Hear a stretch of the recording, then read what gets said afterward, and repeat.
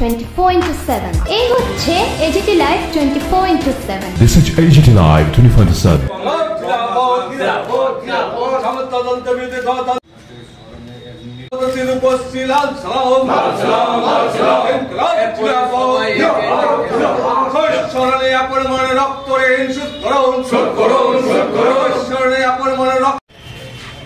আজ 28শে মার্চ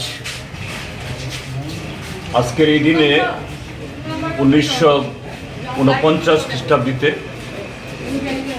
আজ থেকে 75 বছর আগে ত্রিপুরাজ্যের সামন্ত শাসনের শেষ লগ্নে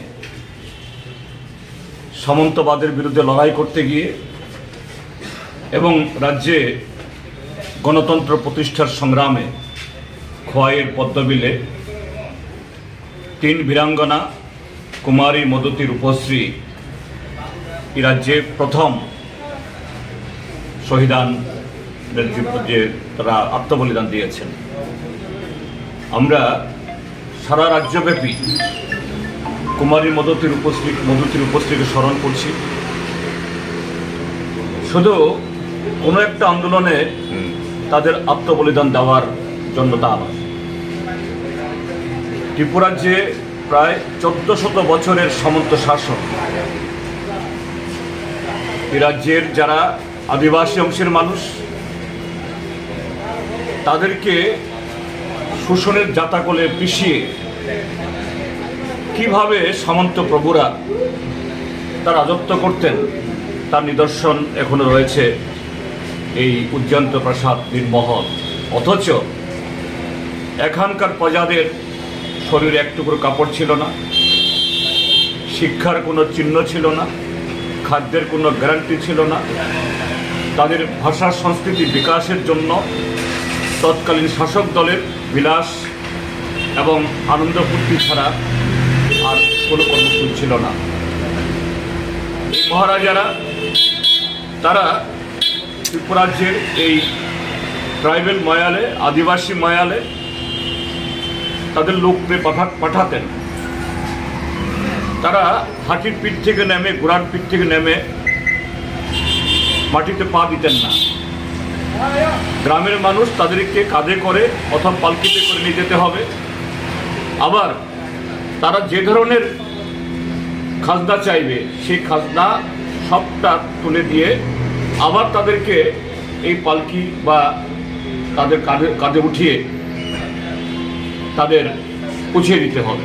তার বিরুদ্ধেই এই প্রথার নাম ছিল তৈতুন প্রথা, অর্থাৎ রাজার জমিদারদের এই রাজার যারা পাইক পেয়াদা কর আদায়কারী এদের মাথায় তুলে নিতে হবে, মাথায় তুলে আনতে হবে।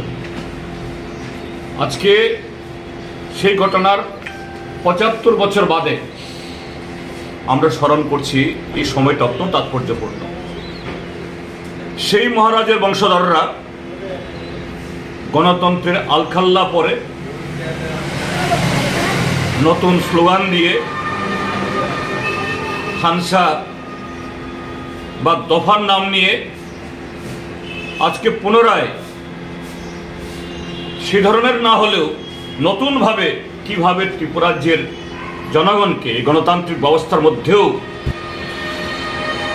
তাদের সে শোষণ আবার এখানে বর্তানো যায়।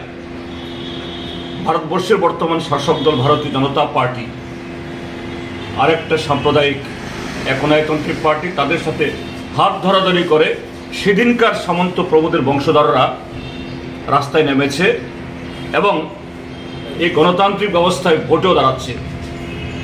কাজে আজকে এই কুমারী মদতী রূপশ্রীকে স্মরণ করা শুধু আনুষ্ঠানিকতা না, সামনে যে আমাদের ত্রিপুরাজ্যে সর্বোচ্চ রাজনৈতিক লড়াই, নির্বাচনী লড়াই, এই লড়াইয়ে এই সামন্ত প্রভুদের বংশধরদের এবং তার সহযোগী দেশের সাম্প্রদায়িক কর্পোরেট লেহনকারী ভারতীয় জনতা পার্টি তাদেরকে এই নির্বাচনে ত্রিপুরাজ্যের সমস্ত গণতান্ত্রিক এবং দেশপ্রেমিক শক্তি ঐক্যবদ্ধভাবে হারানোর মধ্য দিয়েই কুমারী মদতী রূপশ্রীর প্রতি আমাদের শ্রদ্ধা জ্ঞাপন করব।